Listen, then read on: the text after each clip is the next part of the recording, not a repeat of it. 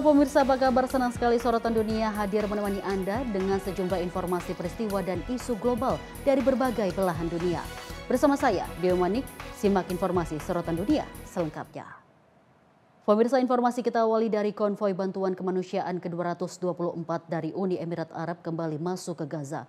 Pada Minggu 16 November 2025, konvoi ini mengangkut ratusan ton bantuan untuk anak-anak yatim dan keluarga terdampak sebagai bagian dari operasi kemanusiaan berskala besar Kifal Rose kenaik 3 dari pemerintah Uni Emirat Arab.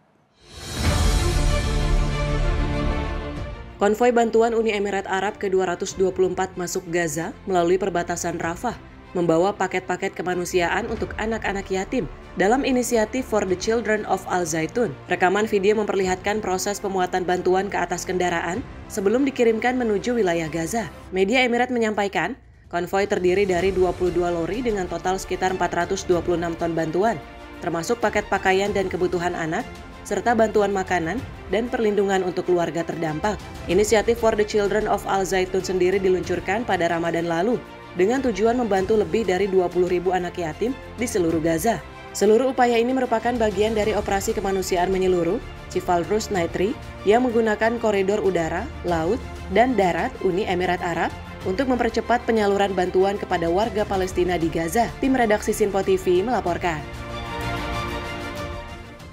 Kita lanjut informasi dari kerusuhan besar terjadi usai laga semifinal promosi Liga Argentina antara Deportivo Madryn dan Deportivo Moron pada Minggu 16 November 2025. Bentrokan melibatkan pemain dan staf pelatih hingga memaksa polisi bertindak menggunakan semprotan merica untuk menghentikan kekerasan. Kerusuhan pecah di Stadion Abel Sastre Puerto Madryn usai laga semifinal promosi Primera Nacional Reducido antara Deportivo Madryn dan Deportivo Moron. Rekaman video menunjukkan pemain dan staf dari kedua tim terlibat baku hantam di atas lapangan sesaat setelah peluit akhir ditiup wasit. Dalam insiden terpisah, pemain Moron terlihat berhadapan dengan polisi yang menjaga terowongan menuju ruang ganti, dan petugas terpaksa menggunakan semprotan merica untuk membubarkan mereka. Sejumlah pemain tergeletak di lapangan, meminta pertolongan dan terlihat kesakitan akibat semprotan merica. Bahkan sebagian harus mendapat perawatan medis. Ketegangan antar tim sudah memanas sejak babak kedua, dimulai dengan pengusiran pemain Moron, Joaquin Rivera. Kemudian pemain Moron yang menuntut kartu merah untuk pemain Madrid, Ezequiel Montagna. Namun wasit hanya memberikan kartu kuning, memicu kemarahan lanjutan. Pada akhir laga, Madrid menang 1-0 di leg kedua semifinal dan berhasil menjadi finalis kedua dalam perebutan tiket promosi ke divisi pertama Argentina. Madrid akan menjalani laga final melawan Estudiantes de Rio Cuarto dengan leg pertama digelar 23 November dan leg kedua pada 30 November mendatang. Tim redaksi Sinpo TV melaporkan. Kita beralih dengan informasi dari Menteri Pertahanan Syafri Samsudin menerima kunjungan Panglima Angkatan Bersenjata Jordania, Mayor Jenderal Yosef Ahmed Al-Hunaiti di kantor Kementerian Pertahanan Jakarta. Usai pertemuan tersebut, keduanya sepakat untuk meningkatkan hubungan dan pelatihan di bidang militer, serta Indonesia akan bekerja sama dengan Jordania dalam hal membantu misi kemanusiaan di Gaza, Palestina.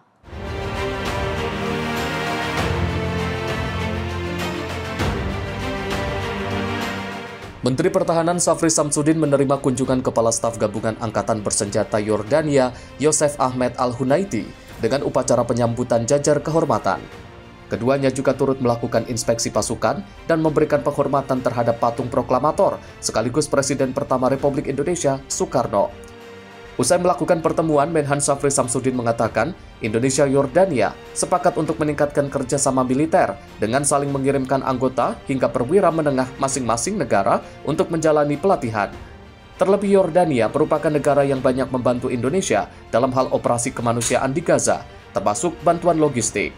Komitmen kita adalah setelah kita menandatangani defense agreement yang kita anggap sebagai defense agreement yang paling cepat yang kita tanda tangani pada tanggal 12 April 2025, beberapa bulan kemudian langsung kita ikuti dengan berbagai kegiatan, antara lain kita mengirim tim latihan ke King Abdullah Special Operation Training Center di Jordan untuk latihan suburban di Jordan. Kemudian kita juga mengirim beberapa perwira angkatan udara untuk join tactical air traffic control di Jordan. Sebaliknya, Jordan juga sudah mengirim perwira menengah untuk mengikuti Lemhanas. Artinya bahwa kita terus meningkatkan suatu hubungan kerjasama profesional militer pertahanan dengan Jordan. Dari Jakarta, Sri Dewi Andayani, Ahmad Amin, Sinpo TV melaporkan.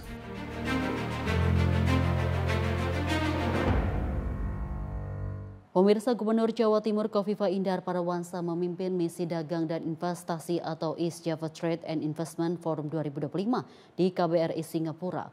Kegiatan ini mencatat transaksi sebesar 4,163 triliun rupiah dari 21 kesepakatan bisnis. Misi dagang dan investasi Jawa Timur yang dipimpin Gubernur Khofifah Indar Parawansa di Singapura mencatatkan hasil yang luar biasa. Total transaksi dagang yang tercapai menembus 4.163 triliun melalui 21 kesepakatan antara pelaku usaha kedua wilayah. Gelaran East Java Trade and Investment Forum 2025 yang berlangsung di KBRI Singapura ini diikuti 31 pelaku usaha dari Jawa Timur dan 60 pelaku usaha dari Singapura. Beragam komoditas menjadi fokus transaksi, mulai dari produk pertanian, perikanan, peternakan, industri pengolahan, hingga parfum, skincare, bioteknologi, sepeda, dan perdagangan karbon. Khofifah menegaskan, misi dagang ini tidak hanya memperuntukkan pelaku usaha, tetapi juga membuka peluang pasar baru bagi produk unggulan Jawa Timur. Tim redaksi Sinpo TV melaporkan. Kita lanjut informasi dari pemerintah Taiwan yang menegaskan akan terus mempererat hubungan dengan Israel meski menuai kritik internasional terkait perang di Gaza. Menurut Menteri Luar Negeri Lin Xiaolong, hubungan erat dengan Israel merupakan bagian dari strategi kepentingan nasional untuk memperkuat posisi Taiwan.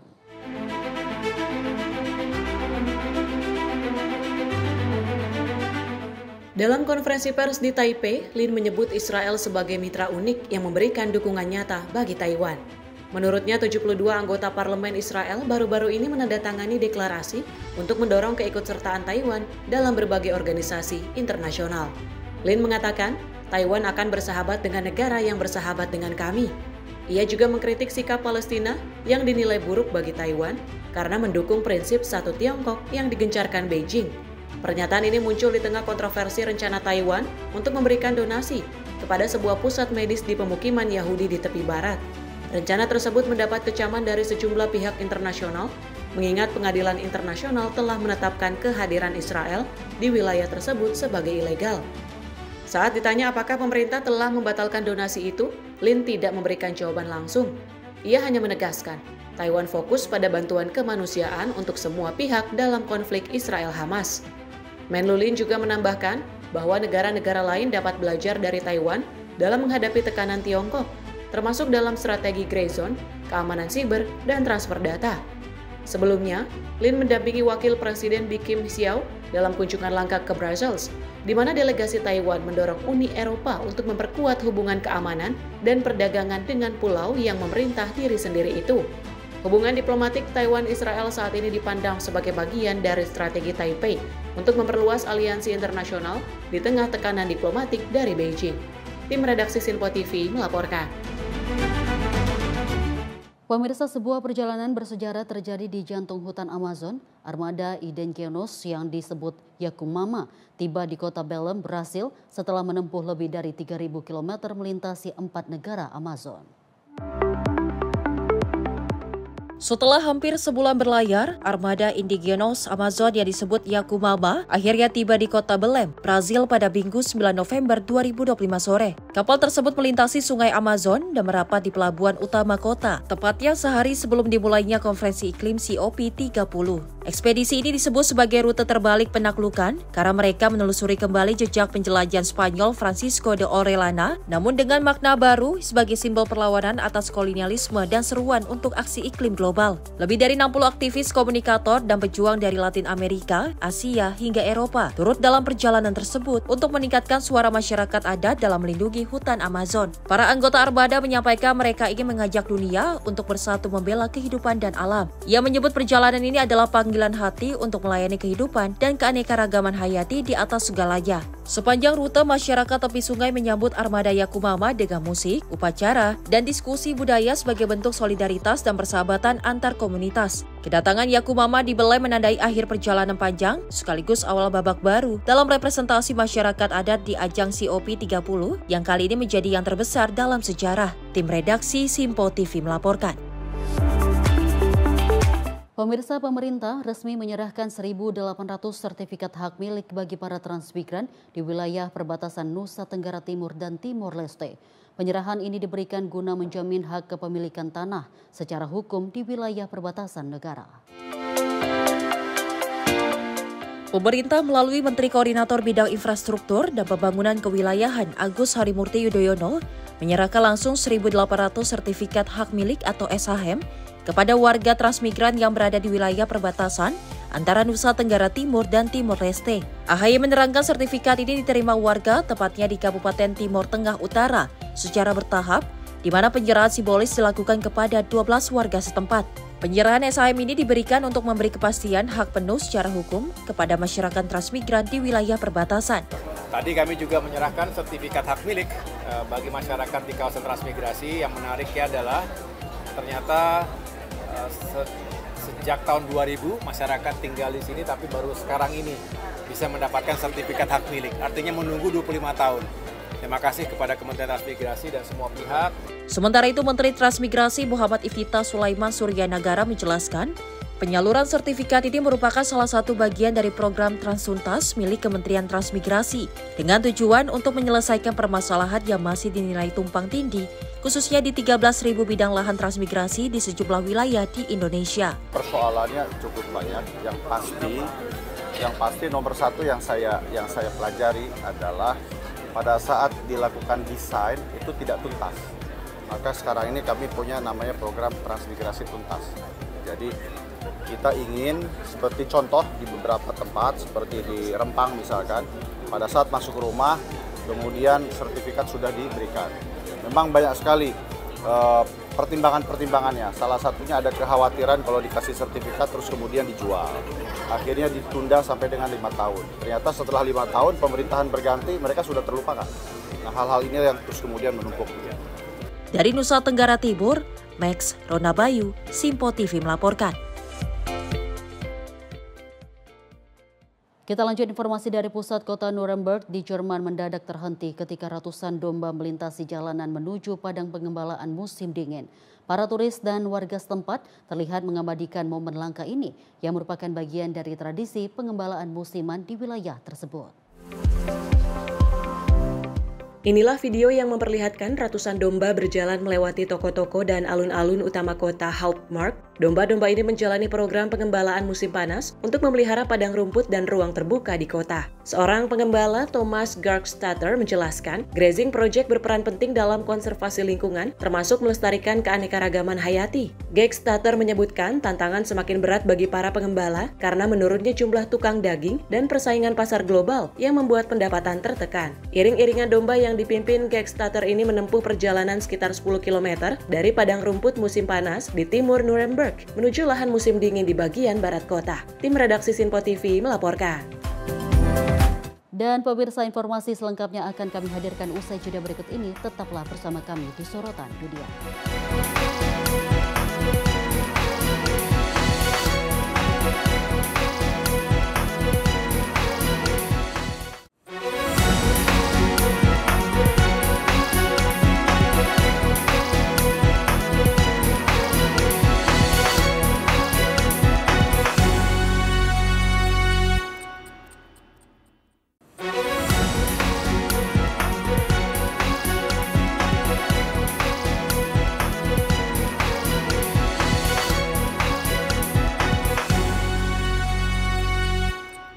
Terima kasih pemirsa, Anda kembali menyaksikan Sorotan Dunia. Informasi kita lanjutkan kembali. Pemirsa, Raja Abdullah II memuji kegigihan Presiden Prabowo Subianto dalam melayani rakyat. Ia menilai konsistensi Prabowo menjadi landasan kuat untuk mempererat kerjasama Indonesia-Jordania.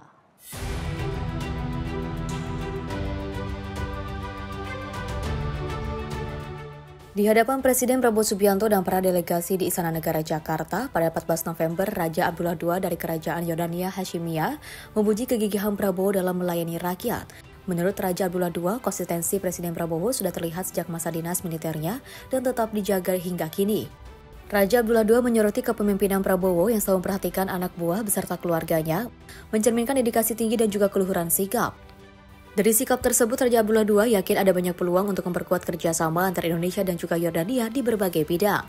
Raja Abdullah II menyatakan keyakinannya bahwa Indonesia akan bergerak ke arah yang lebih baik di bawah kepemimpinan Prabowo, sekaligus menegaskan hubungan persahabatan yang erat antara kedua negara. I also have to say that in a very short period of time, and I've known you for many years, is to see your determination to make the lives of your people much better. And many of the programs that you've instilled is to reach those in need. And this is, I think, comes from the days of when we were soldiers. You look after your men and you look after their families. So I am proud and honored to be here, proud and honored to call you my old friend. And I know that in the discussions that we're having tonight and tomorrow, there are many new opportunities to strengthen the bond between Indonesia and Jordan. And it will be successful because of your graciousness, your insight, and your leadership. So I'm truly proud to be back here and to see my brother in this position. And I know that Indonesia will go in a very good direction with your strength, your courage, and your leadership, sir. Tim redaksi Simpo TV melaporkan.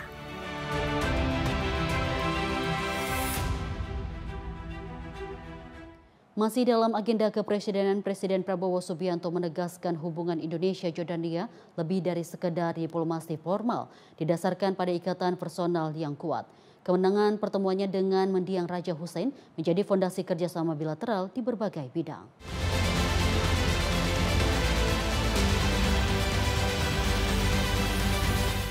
Presiden Prabowo Subianto menekankan bahwa hubungan Indonesia-Yordania lebih dari sekedar diplomasi formal. Pernyataan ini disampaikannya usai pertemuan bilateral dengan Raja Abdullah II di Istana Negara Jakarta pada 14 November 2025. Prabowo mengenang pertemuannya dengan mendiang Raja Hussein, ayah Raja Abdullah II lebih dari 2 dekade lalu, yang menjadi fondasi emosional bagi hubungan kedua negara.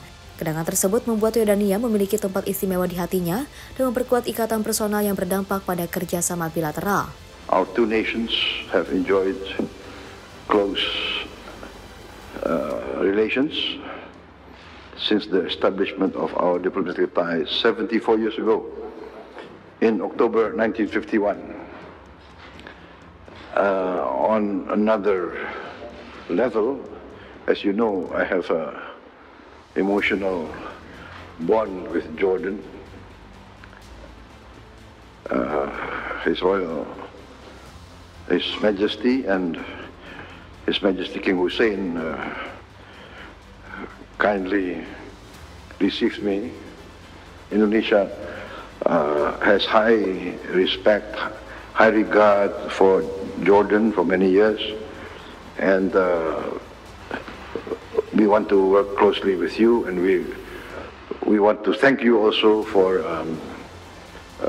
receiving a lot of our young people being trained in Jordan, even as we speak. Ia menekankan bahwa hubungan personal itu kini menjadi landasan pengembangan kerjasama di bidang pendidikan, keamanan, dan pelatihan SDM. Prabowo menyatakan apresiasi atas dukungan Yordania terhadap pemuda Indonesia dan menegaskan komitmen Indonesia untuk terus memperkuat kerjasama strategis ke depan. Tim redaksi Simpo TV melaporkan. Sementara itu, pemirsa, atraksi pencaksilat Merpati Putih yang ditampilkan prajurit TNI berhasil memukau Raja Jordania Abdullah II bin Al-Hussein saat berkunjung ke Indonesia. Berbagai kemampuan bela diri hingga pemecahan benda keras dipertontonkan dalam demonstrasi bersama TNI dan Angkatan Bersenjata Jordania. Kunjungan Raja Jordania Abdullah II ke Indonesia disambut dengan atraksi pencaksilat merpati putih dari prajurit TNI yang berhasil membuatnya terpukau. Beragam kemampuan ditunjukkan mulai dari memecahkan tumpukan bata hebel hingga aksi prajurit perempuan yang mampu mematahkan bilah besi hanya dengan sekali tebas. Pada kegiatan yang digelar di lapangan tembak Brigade 1 Parago Pasgat, TNI dan Angkatan Bersenjata Jordania menampilkan demonstrasi kolaboratif bertema kontra terorisme. Pertunjukan bela diri hingga simulasi penyerbuan menggunakan drone disaksikan langsung oleh Presiden Republik Indonesia Prabowo Subianto dan Raja Abdullah II yang hadir dengan pakaian dinas militer. Setelah rangkaian atraksi usai, kedua pemimpin negara memberikan apresiasi kepada prajurit yang terlibat. Acara ini turut dihadiri para pejabat Indonesia serta delegasi Jordania, sekaligus menegaskan eratnya kerjasama pertahanan kedua negara, termasuk program latihan bersama dan pengembangan teknologi drone. Tim redaksi Sinpo TV melaporkan. Pemirsa, putra mahkota Abu Dhabi Sheikh Khalid bin Mohammed bin Zayed bersama Presiden Chad Muhammad Idris Deby Itno meresmikan Forum Perdagangan dan Investasi Uni Emirat Arab Chad di Abu Dhabi pada Senin 10 November 2025. Forum ini menjadi ajang strategis untuk memperkuat kerjasama ekonomi dan pembangunan antara kedua negara. Forum Perdagangan dan Investasi UEA Chad yang digelar di Abu Dhabi ini menandai babak baru kerjasama ekonomi antara kedua negara. Dalam kegiatan tersebut, Republik Chad menyampaikan rencana pembangunan nasional yang berisi 268 proyek strategis di berbagai sektor, mulai dari energi dan infrastruktur hingga industri pengolahan. Pemerintah Chad juga menawarkan beragam insentif keuangan, kemudahan kepabeanan, dan regulasi investasi yang lebih fleksibel untuk menarik minat penanam modal asing maupun domestik. Selain sesi presentasi, kedua pemimpin negara juga menyaksikan penandatanganan 18 nota kesepahaman antara Uni Emirat Arab dan Chad. Perjanjian-perjanjian tersebut mencangkup bidang energi, infrastruktur, serta industri dengan tujuan memperluas perdagangan dan mendorong pertumbuhan investasi antar kedua pihak. Tak hanya itu, forum ini juga menjadi ajang bagi Chad untuk menandatangani 21 nota kesepahaman tambahan dengan berbagai negara dan lembaga internasional. Uni Emirat Arab dan Republik Chad telah menjalin hubungan diplomatik sejak tahun 1973 dan melalui forum ini, keduanya bertekad untuk memperkuat kemitraan ekonomi yang semakin berorientasi pada pembangunan dan pertumbuhan bersama. Tim redaksi Sinpo TV melaporkan.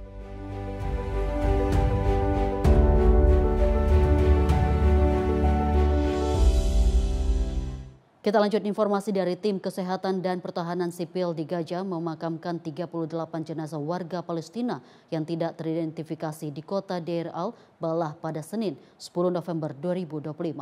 Pemakaman massal ini terpaksa dilakukan setelah jenazah datang dari Israel dalam kondisi yang sangat rusak sehingga menyulitkan proses identifikasi.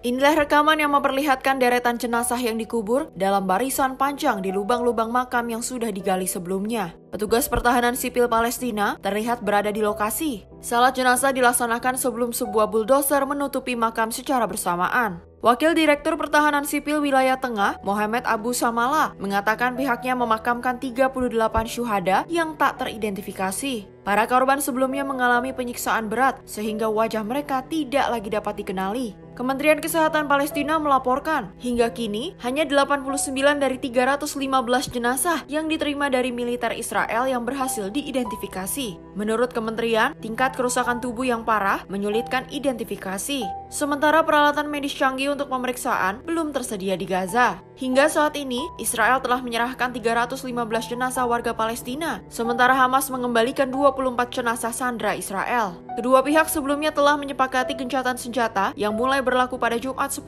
Oktober. Perjanjian tersebut merupakan bagian dari 20-point Trump Plan yang mengatur penghentian perang secara langsung, pembebasan seluruh sandera baik hidup maupun meninggal, serta penyaluran bantuan kemanusiaan ke wilayah Gaza. Tim redaksi Sinpo TV melaporkan.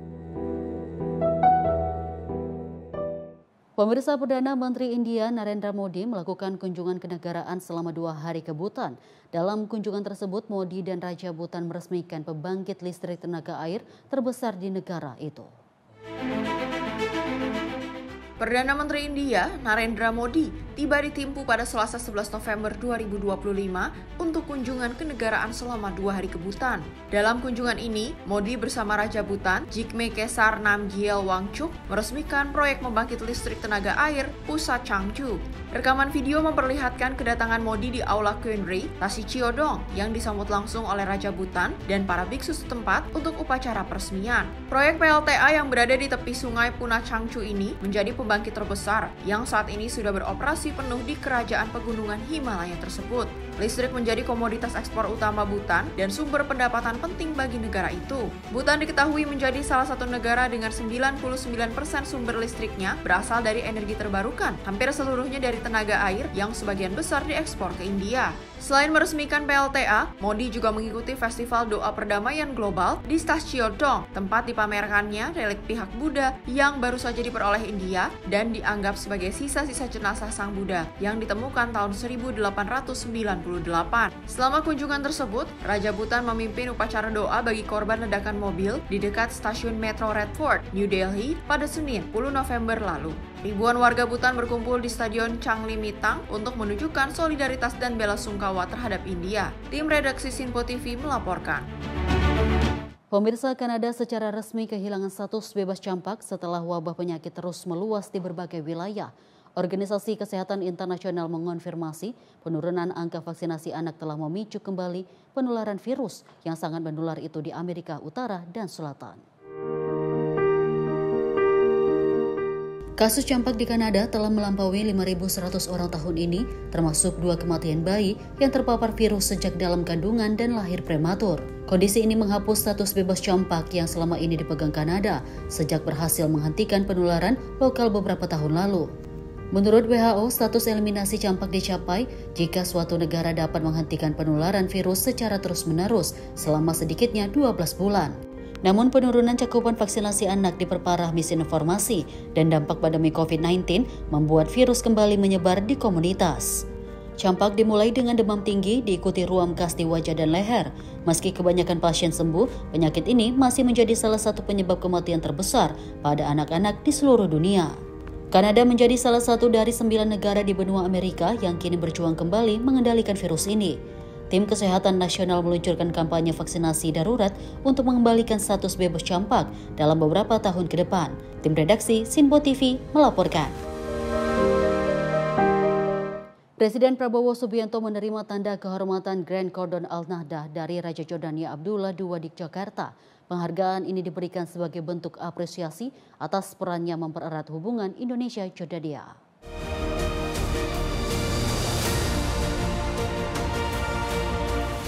Kunjungan Raja Jordania Abdullah II ke Jakarta pada 14 November diwarnai dengan penganugerahan Beach-World Grand Cordon Al-Nahda kepada Presiden Republik Indonesia Prabowo Subianto.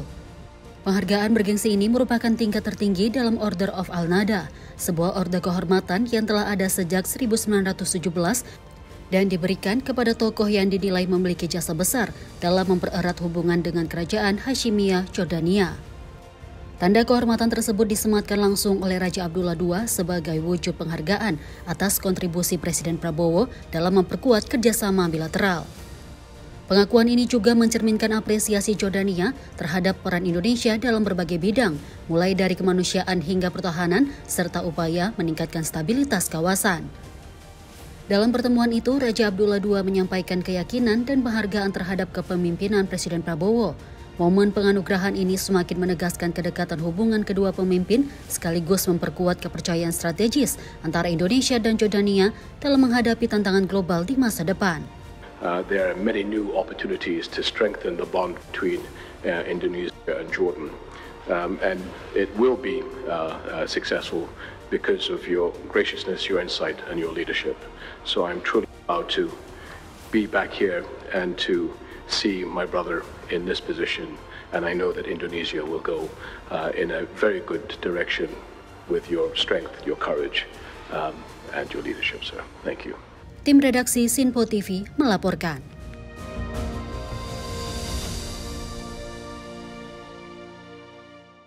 Kita lanjut informasi dari Uruguay, kini dipuji sebagai pemimpin dunia dalam energi bersih. Negara ini sukses menghasilkan hampir seluruh listriknya dari sumber terbarukan.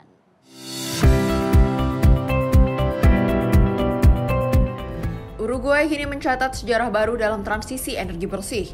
Sekitar 97% listrik di negara tersebut saat ini berasal dari sumber terbarukan, dengan energi angin menjadi tulang punggung utama dalam sistem kelistrikan nasional. Rekaman yang diambil di Punta del Tigre, Ciudad del Plata, menunjukkan ladang panel surya dan turban angin milik perusahaan negara UT. Lokasi ini merupakan instalasi surya pertama yang dibangun untuk mendukung transisi energi Uruguay.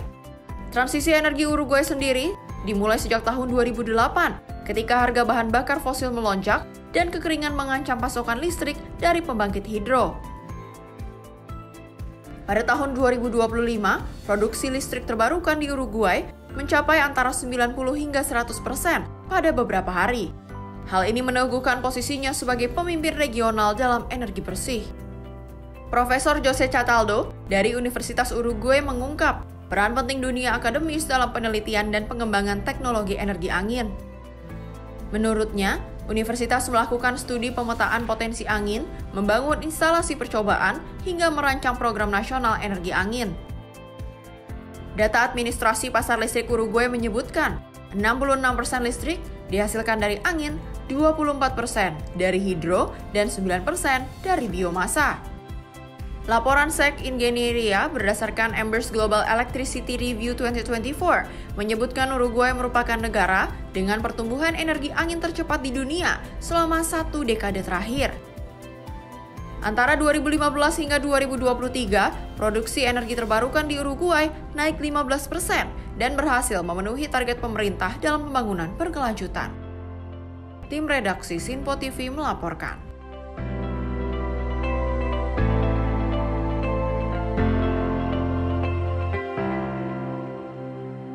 Pemirsa, Presiden Prabowo Subianto dan Perdana Menteri Australia Anthony Albanese menandatangani perjanjian keamanan bilateral Indonesia-Australia. Kesepakatan ini menandai komitmen kedua negara untuk memperkuat stabilitas dan perdamaian di kawasan Indo-Pasifik. Presiden Republik Indonesia Prabowo Subianto dan Perdana Menteri Australia Anthony Albanese resmi menandatangani perjanjian keamanan bilateral Indonesia-Australia pada 12 November 2025. Kedua pemimpin menegaskan komitmen bersama untuk menjaga perdamaian serta memperkuat stabilitas di kawasan Indo-Pasifik. Kesepakatan ini menjadi tonggak penting dalam hubungan pertahanan kedua negara. Perdana Menteri Albanese menyebut bahwa perjanjian tersebut sebagai momentum bersejarah yang memperdalam kemitraan strategis di bidang pertahanan dan keamanan. Langkah ini melanjutkan berbagai kerjasama sebelumnya seperti Keating Soeharto Security Agreement 1995, Perjanjian Lombok 2006, dan juga Defense Cooperation Agreement yang juga ditandatangani pada tahun lalu. This treaty is a recognition from both our nations that the best way to secure that peace and stability is by acting together. It signals a new era in the Australia-Indonesia relationship.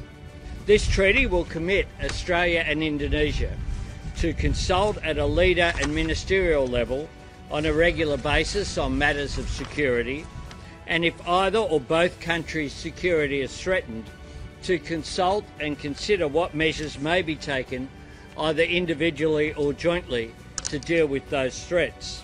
And that's a great thing for our region and for the people of both Australia and Indonesia. Melalui perjanjian baru ini, Indonesia dan Australia sepakat memperkuat kerjasama keamanan, termasuk membentuk mekanisme konsultasi bila muncul potensi ancaman terhadap salah satu pihak. Albanese menyatakan kesepakatan ini sebagai capaian besar bagi kawasan, sementara Prabowo menegaskan komitmen Indonesia untuk terus mempererat hubungan pertahanan dan menyampaikan apresiasi atas sambutan hangat dari pemerintah Australia. We cannot choose our neighbors, especially countries like us. It is our destiny to be direct neighbors.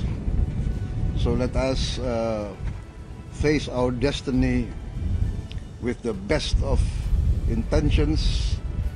I believe in the good neighbor policy. Good neighbors are essential.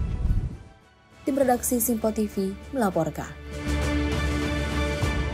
Pemirsa, untuk pertama kalinya dalam sejarah, Presiden Suriah dijadwalkan berkunjung ke Gedung Putih. Sosok itu adalah Ahmad al-Shara, pemimpin baru Suriah yang baru setahun menjabat setelah menumbangkan rejim otoriter Bashar al-Assad. Al-Shara'ah yang pernah menjadi anggota kelompok militan Al-Qaeda dan ditahan di penjara Amerika di Irak, kini muncul sebagai figur yang diterima di panggung internasional. Perjalanannya dari seorang pemberontak menjadi presiden yang diterima di Gedung Putih dianggap sebagai simbol perubahan geopolitik di Timur Tengah. Perjalanan politik Al-Shara'ah dinilai luar biasa. Laki-laki 47 tahun itu pernah menjadi komandan militan yang menentang pasukan Amerika di Irak pada awal 2000-an. Ia ditangkap, ditahan, dan diintegrasi di sebuah pusat penahanan yang dikendalikan Amerika Serikat. Namun setelah dibebaskan, Al-Shara'ah memutuskan hubungan dengan Al-Qaeda dan memasuki area politik lokal Suriah sebagai tokoh rekonsiliasi antar faksi. Dalam kunjungannya ke Amerika, Al-Shara'ah diharapkan mengumumkan keikutsertaan Suriah dalam koalisi internasional pimpinan Amerika Serikat untuk melawan ISIS. Langkah ini dipandang sebagai upaya untuk menegaskan komitmen Suriah terhadap stabilitas regional dan perang melawan terorisme. Sebelumnya pada bulan Mei, Al-Shara'ah sudah bertemu Presiden Donald Trump di Arab Saudi. Dalam perjumpaan itu, Trump mengumumkan penghapusan sanksi ekonomi yang telah membelenggu Suriah selama puluhan tahun, termasuk penangguhan penerapan Caesar ACT, undang-undang yang menjatuhkan sanksi atas pelanggaran HAM oleh rezim Assad. Dalam pertemuan di Gedung Putih, ia akan mendorong pembatalan penuh Caesar ACT yang masih membutuhkan persetujuan Kongres untuk dihapuskan secara permanen. Dalam pernyataan resmi Kementerian Informasi Suriah, Al-Shara'ah disebut akan menegaskan pesan pentingnya menghentikan sanksi ekonomi demi pemulihan dan investasi, sekaligus meneguhkan komitmen Suriah untuk melanjutkan perang melawan terorisme dan membangun stabilitas regional. Kunjungan ini tak hanya dipandang sebagai keberhasilan diplomasi Suriah, tetapi juga pencapaian personal bagi seorang pria yang pernah dipenjara pasukan Amerika. Tim redaksi Simpo TV melaporkan. Pemirsa, informasi lainnya akan kami hadirkan usai jeda berikut ini. Tetaplah bersama kami di Sorotan Dunia.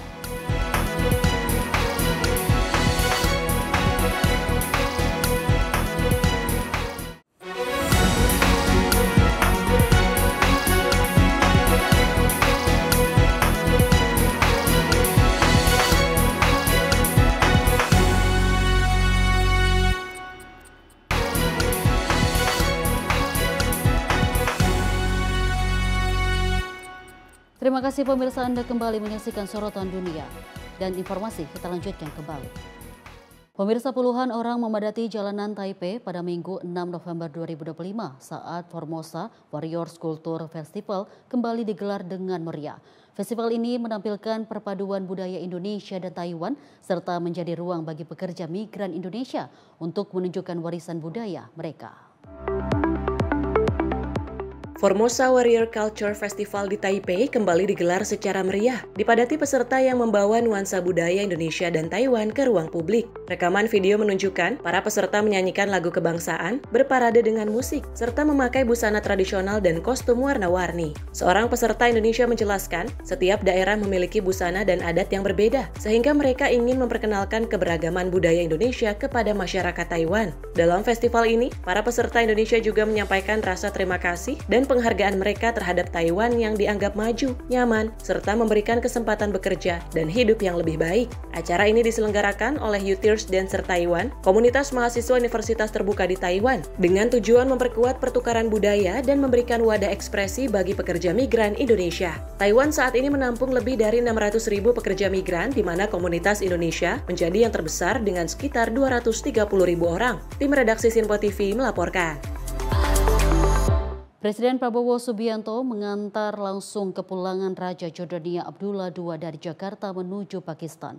Keberangkatan Raja disaksikan jajaran pejabat tinggi Indonesia dan disertai pengamanan udara dengan jet tempur.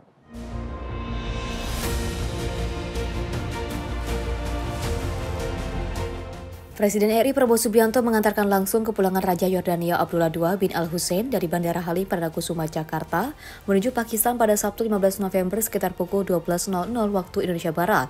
Keduanya tiba bersama-sama dan disambut jajaran kehormatan di bandara. Sebelum menaiki pesawat, Prabowo dan Raja Abdullah II berbincang singkat dan berjalan melewati pasukan jajar kehormatan. Raja Abdullah II kemudian berpamitan dan menaiki pesawat bersama delegasinya, sementara beberapa jet tempur terlihat di langit untuk pengamanan. Turut hadir sejumlah pejabat tinggi Indonesia termasuk Menlu Sugiono, Menhan Safri Samsudin, dan putra Prabowo Didit Hendry Prasetyo. Kunjungan Raja Abdullah II merupakan lawatan balasan atas kunjungan Prabowo ke Yordania dan menegaskan kerjasama bilateral terutama di bidang pertahanan. Tim redaksi Simpo TV melaporkan.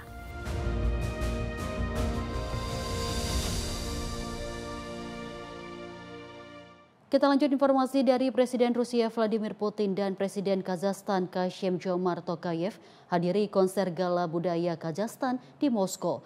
Acara tersebut menjadi bagian dari program Hari Budaya Kazakhstan dan menandai penguatan hubungan strategis antar kedua negara. Presiden Rusia Vladimir Putin dan Presiden Kazakhstan Kassym-Jomart Tokayev terlihat menikmati penampilan spektakuler dalam konser gala di Teater Bolshoi Moskow pada Rabu 12 November 2025 malam. Acara tersebut merupakan bagian dari program Hari Budaya Kazakhstan yang digelar untuk mempererat hubungan bilateral antara Moskow dan Astana.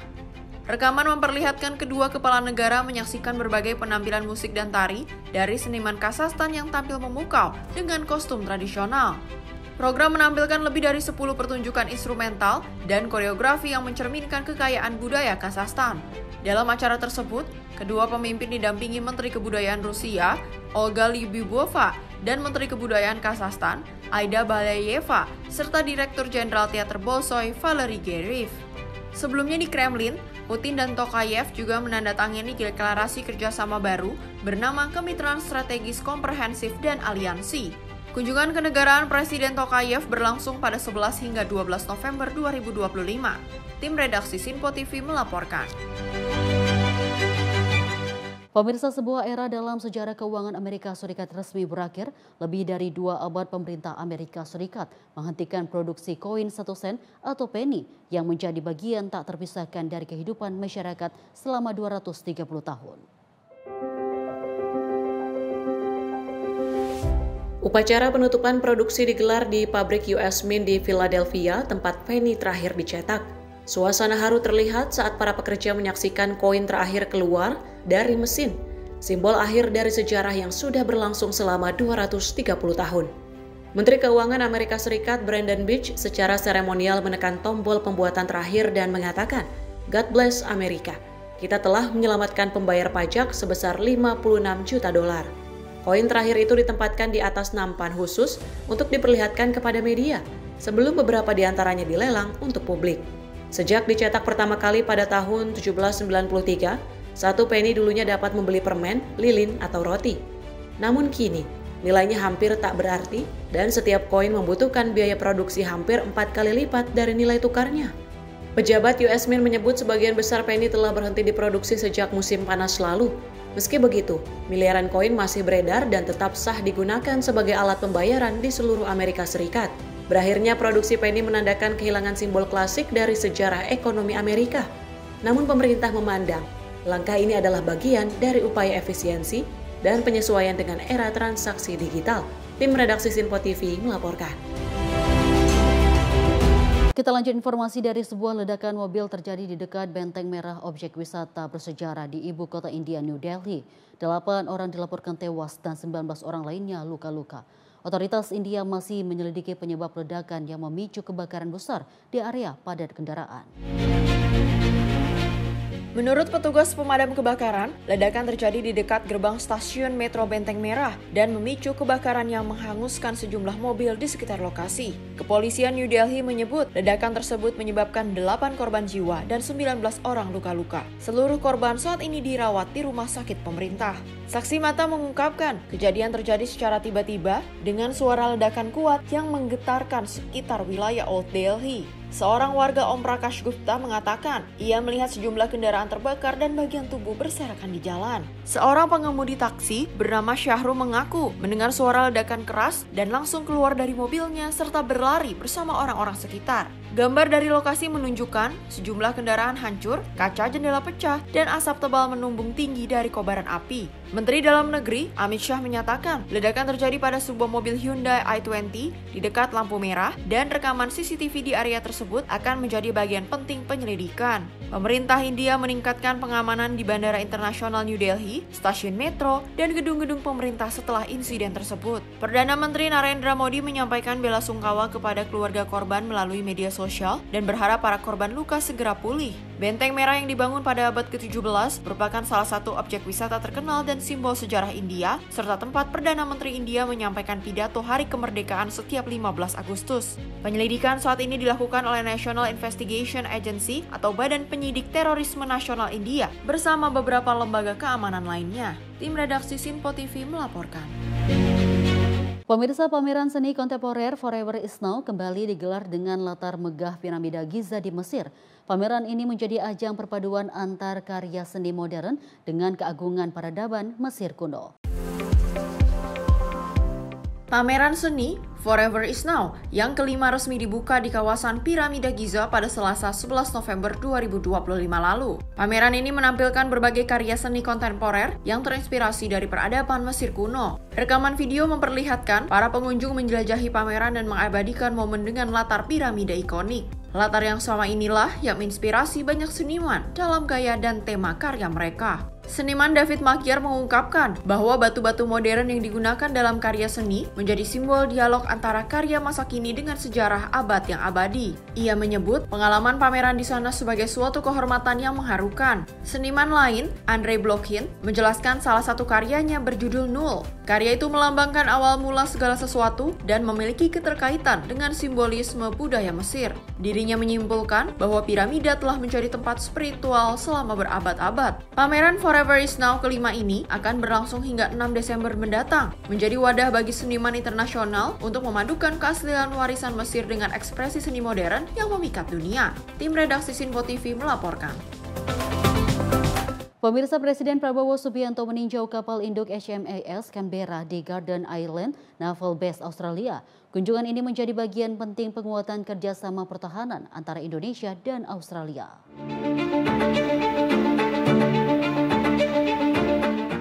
Presiden RI Prabowo Subianto meninjau kapal induk HMAS Canberra di Garden Island Naval Base Australia pada Rabu 12 November 2025. Kegiatan ini menjadi bagian penting dari kunjungan kenegaraan ke Australia yang menandai penguatan hubungan pertahanan dan kerjasama strategis kedua negara. Prabowo disambut langsung oleh Perdana Menteri Anthony Albanese, Menteri Pertahanan Richard Marles, dan Kepala Staf Angkatan Laut Australia Laksamana Madya Mark Hanman dalam suasana akrab dan hangat. Selama peninjauan, Presiden Prabowo dan Perdana Menteri Albanese menelusuri beberapa dek kapal yang menampilkan kendaraan taktis, alutsista amfibi, serta hanggar helikopter Seahawks. Keduanya menerima penjelasan teknis mengenai kemampuan kapal dalam operasi amfibi, logistik, hingga misi kemanusiaan. Peninjauan ini mencerminkan komitmen kedua negara dalam memperkuat kerjasama di bidang pertahanan dan keamanan maritim. I would like to once again thank the government of Australia, the Prime Minister of Australia, and his government for receiving me. This is my first state visit to Australia, although I've been here many times. And I'm pleased to have been received by the Governor General this morning. We had very good discussions, and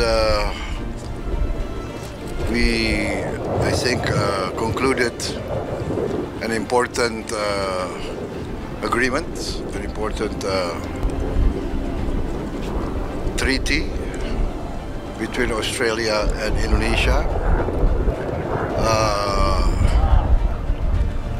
committing ourselves to close cooperation in the defense and security field, and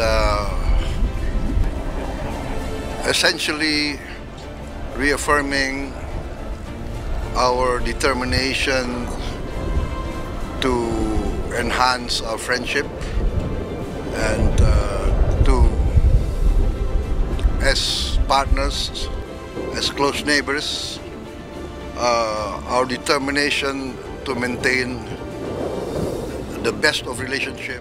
Usai berkeliling kapal, Prabowo dan Albanese menggelar pernyataan pers bersama. Diakhiri dengan atraksi udara 4 pesawat aerobatik RAAF Rowlet yang melintas di atas Sydney Harbour Bridge. Kunjungan tersebut menjadi simbol eratnya persahabatan Indonesia-Australia sebagai dua negara maritim yang berkomitmen menjaga stabilitas dan perdamaian kawasan Indo-Pasifik. Tim redaksi Sinpo TV melaporkan. Sementara itu, pemirsa, Menteri Haji dan Umroh Republik Indonesia Muhammad Irfan Yusuf melakukan penandatanganan nota kesepahaman dengan Menteri Haji dan Umroh Kerajaan Arab Saudi Taufik bin Fauzan Al Rabi'a. Penandatanganan ini menjadi awal resmi dari proses persiapan penyelenggaraan ibadah haji tahun 1447 Hijriah yang diharapkan memberikan pelayanan lebih baik, tertib, dan nyaman bagi jemaah Indonesia. Indonesia dan Arab Saudi menandatangani nota kesepahaman atau Memorandum of Understanding. Penandatanganan dilakukan oleh Menteri Haji dan Umroh Republik Indonesia Muhammad Irfan Yusuf dengan Menteri Haji dan Umroh Kerajaan Arab Saudi Taufik bin Fauzan Al-Rabiah. Hal ini terlihat melalui video yang diunggah di akun sosial media Instagram @kantor-urusan-haji pada 12 November 2025. MOU ini mencakup sejumlah aspek strategis mulai dari alokasi kuota jemaah haji, pengaturan akomodasi dan juga transportasi di Tanah Suci, penguatan sistem kesehatan haji, hingga integrasi teknologi dalam proses pendaftaran dan manajemen data jemaah. Penandatanganan ini pun menjadi awal resmi dari proses persiapan penyelenggaraan ibadah haji tahun 1447 Hijriah yang diharapkan memberikan pelayanan lebih baik, tertib, dan nyaman bagi jemaah Indonesia. Kami diskusi banyak tentang dan lebih menekankan tentang istitoah kesehatan. Sekali lagi, kita juga bicara tentang dam, dan terakhir kami tadi ditutup dengan penandatangan kesepakatan bahwa tahun ini, tahun 2026 ini akan mendapatkan kuota 221.000 dan semuanya akan datang melalui udara. Dan sekali lagi yang membanggakan, membahagiakan kami adalah bahwa kesuksesan haji Indonesia adalah kesuksesan haji dari teman-teman dari Kementerian Haji Saudi juga.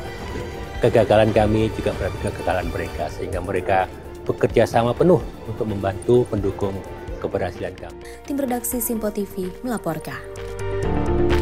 Kita lanjut informasi dari Menteri Luar Negeri RI Sugiono yang memberikan penjelasan mengenai makna dan dampak konkret dari kesepakatan keamanan terbaru antara Indonesia dan Australia. Kesepakatan keamanan yang diumumkan kedua negara merupakan penguatan mekanisme komunikasi tingkat tinggi antara Indonesia dan Australia.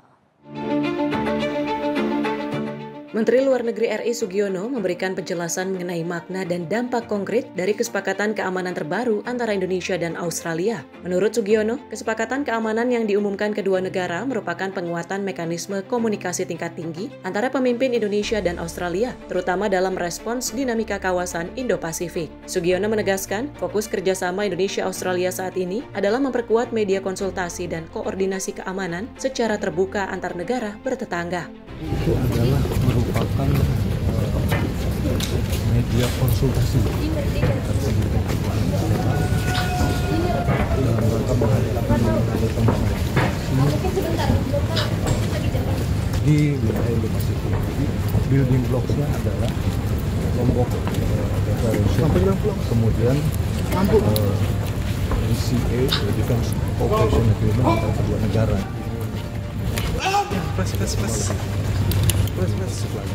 Jadi intinya kalau misalnya ada sesuatu yang perlu dibicarakan terkait masalah keamanan itu ada konsultasi ini. Mas, itu kan predominantly based on keeping Soeharto 1995 dan DCA. Nah, itu kan di 1995 itu kan untuk merespon dengan China. Dengan kita ada defense pact dengan Australia sekarang ini, ada kekhawatiran nggak China? Dari mana respon dengan China itu? Nggak 1995? Nggak. No. Jadi gimana? Kalau misalnya itu tadi saya kira ini adalah merupakan bentuk kerjasama yang intensif. Ini kan jalur media konsultasi. Mas Rizal kan? Ya. Australia merupakan tetangga kita tidak bisa memilih siapa tetangga kita. Ya. Apa yang terjadi di wilayah ini ya saling mempengaruhi. Sugiono menegaskan bahwa Indonesia memandang Australia sebagai mitra strategis dalam menjaga stabilitas Indo-Pasifik dengan pendekatan yang mengedepankan diplomasi, konsultasi, dan rasa saling menghormati antar negara tetangga. Dari Jakarta, Dio Malau, Simpo TV melaporkan. Pemirsa, informasi tadi menutup perjumpaan kita di Sorotan Dunia hari ini. Saya Dio Manik dan mewakili kru yang bertugas pamit. Terima kasih atas kebersamaan Anda. Sampai jumpa.